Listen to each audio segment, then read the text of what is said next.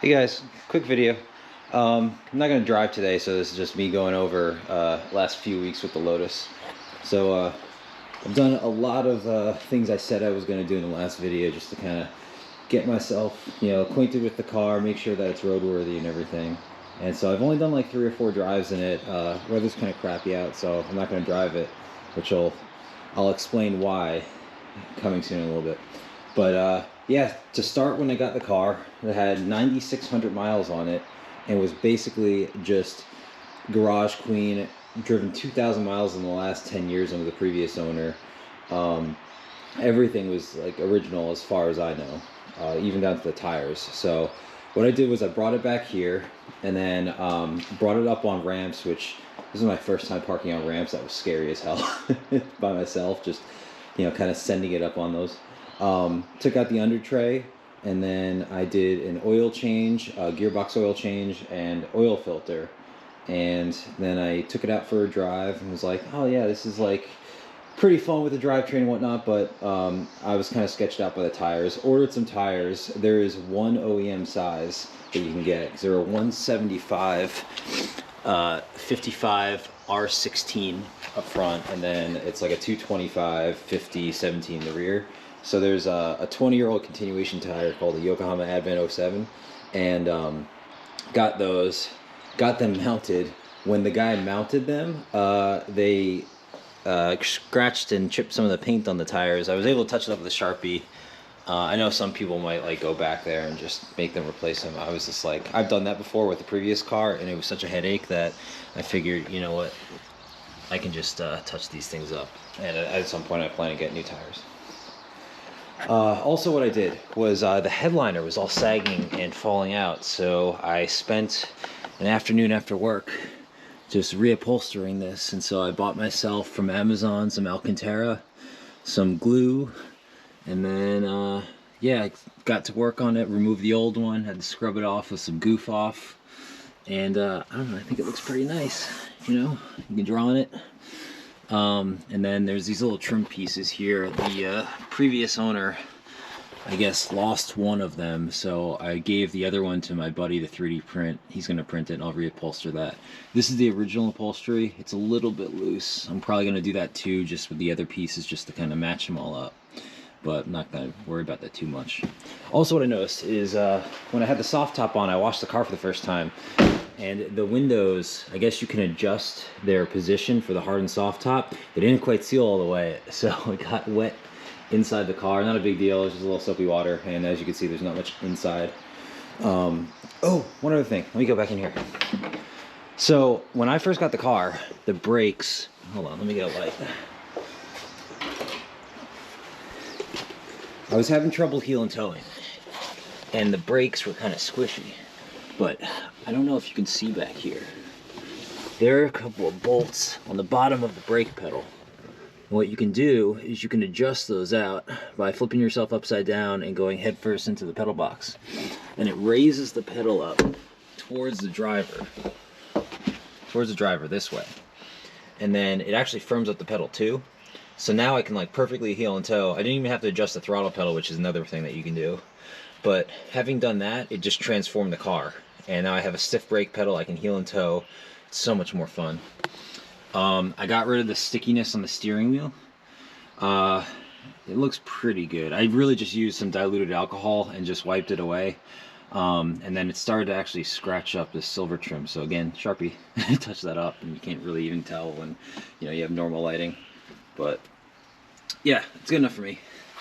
I tried opening up the dash because I wanted to fix the central locking system, because I can lock the handles but not the actual lock bolts, like that stuff. And I opened up the dash. I'll throw some pictures in here, and man, like, it looked like the previous owner had like just kind of opened it up, broke some tabs, glued stuff. I don't know if it was factory or what, but there was a lot of foam in there that I could barely move out of the way. And then when I finally got to the relay to actually replace, I ordered the wrong one because different model years have different relays. And even if I could get to it, which the foam was kind of blocking it, honestly I'd probably have to take out that little circuit board and resolder on the relays, and I'm just like not looking to do that project right now. So right now I just set the alarm, and hopefully I remember it every time I get back into the car. Otherwise it goes off and makes my girlfriend crazy.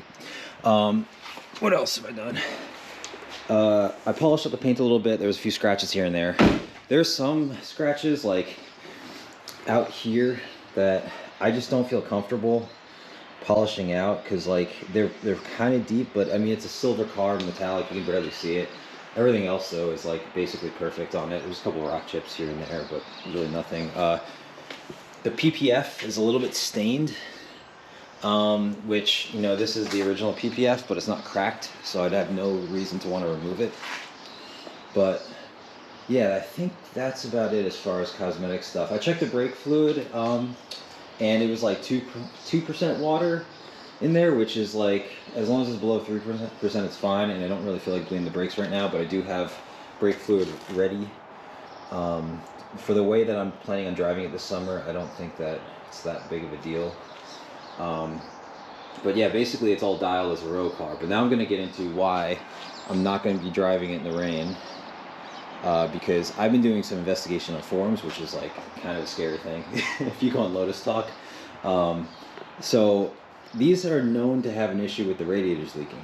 And the problem is the original radiators, and I think even the OEM replacement for those, have the plastic end caps like the old BMWs, and mine is an original one with the plastic end caps. And everybody on the forum says any day now these things are just going to crack. And then on top of that, there's another issue, which is the rain related one, is that there's a resistor pack for the HVAC. And what that does is it basically controls your different speeds and like the on off of the blower for all your air circulation inside. And it's just basically sitting in a bucket, and it collects all the water. And like I think the warranty work for that was to just drill holes in it. And a lot of people afterwards have put in like a sealed unit. So I don't want to risk driving it in the rain while I probably have that. I gotta check recall status with a dealer, maybe plug in the VIN and see if I can do all that stuff. So yeah, I'm not gonna drive in the rain. Gotta be careful with washing it because I don't want to have that happen. And then the radiator kind of freaks me out because all that stuff, both those things are a clam off job, which as much as I love DIYing, I think I'm gonna leave that to the professionals because every time I work on a car, I feel like I have an issue where like things get stuck or don't go well, or I can't coordinate it right, or I get rushed. I really don't want to damage this relentless bodywork. It's kind of fragile. I just got finished doing all the steering on the S10, and that was a nightmare, like 9-10 hour job. And I was literally hitting shit with a hammer and cutting stuff with a cutoff wheel, and I just don't want to be in that situation with this car. So if the clam's coming off, I'm fixing everything. And I'll probably be like a $5,000 job, just making everything right. Not there yet. If the radiator goes, then that's what I'll be planning for. So I'm trying to keep money budgeted aside for that. As far as how it drives though, like I will put up a driving video. This thing drives exactly as I imagined a Lotus would. It is just on rails. That steering is fantastic. It's not fast, but it's not slow. It feels faster than the 86. I think 0 to 60 would say it is. I'm not like launching this car, but everybody in traffic wants to race you.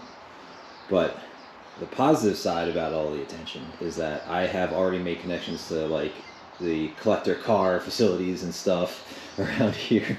I got invited to like these events where just like, you know, local rallies or whatever, just driving around with a bunch of Porsches and stuff. A guy in a Lambo gave me a thumbs up. I'm pretty happy with all that stuff. That's a lot of fun. Yeah, still I get nervous parking it, but I'm trying to get used to that because you know, it's just a car. I gotta be able to drive it.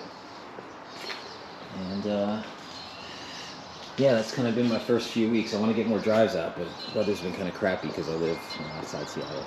So anyway, my next video, I swear, will be a driving video, and also an update on the S10 because the steering is now fixed. I just need an alignment on Monday, which is tomorrow. And yeah, but I think right now the Lotus is, knock on wood, good, good to go. And it's a lot of fun. I'm definitely enjoying it so far. All right, that's it.